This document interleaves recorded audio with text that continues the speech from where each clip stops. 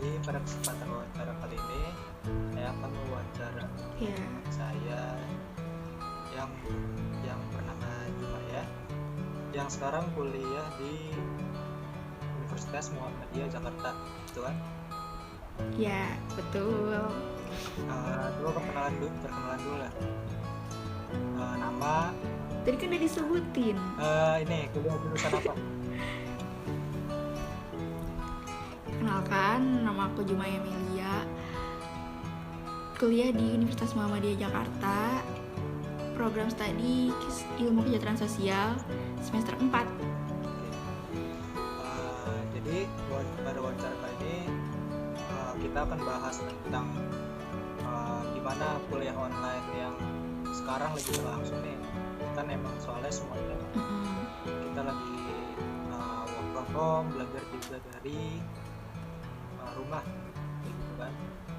Nah, kita mau Ya, bahas tentang gimana nih kuliah online itu dari sudut pandang mahasiswa. Pertama, kalau kampus sekarang gimana? Lagi kuliah apa libur atau lagi ujian? sekarang lagi libur sih. Libur lebaran Sampai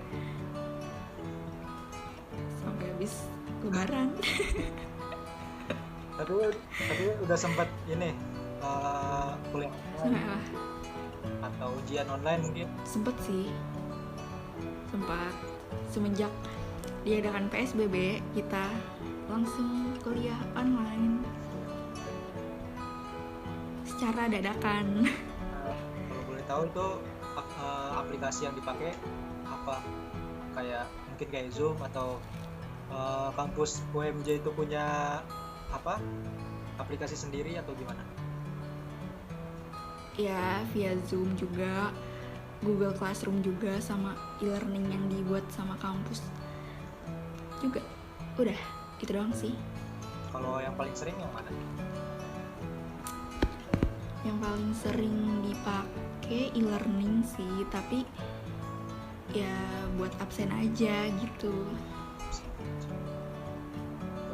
Terus kalau misalkan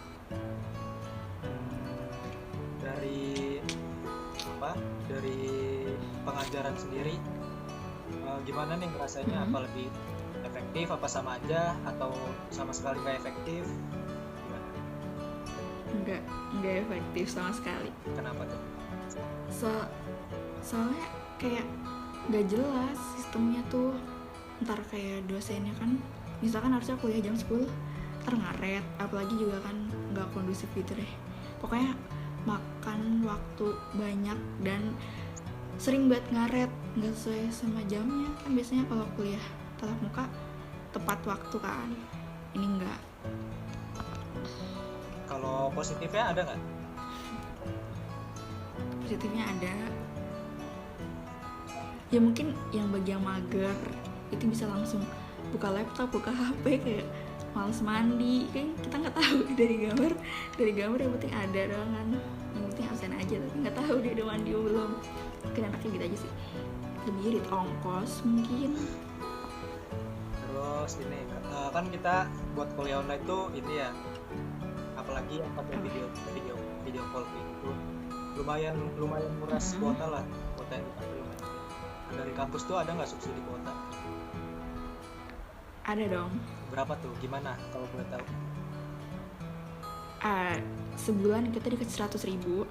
Terus karena paketan juga, kita kan gimana ya, udah direncanain tuh sampai habis lebaran nih PSBB. Nggak tahu kan yang kata kebijakan akhir tahun, nggak tahu. Jadi 3 bulan libur. Jadi selama 3 bulan itu kita dikasih 300.000. Itu udah Hitungannya langsung di 300.000 atau per bulan 100.000? sebenarnya katanya sih gunainnya per bulan 100.000, tapi karena kita kuota boros, ada yang gunain 300.000 langsung sebulan. Jadi dikasih di awal 300.000.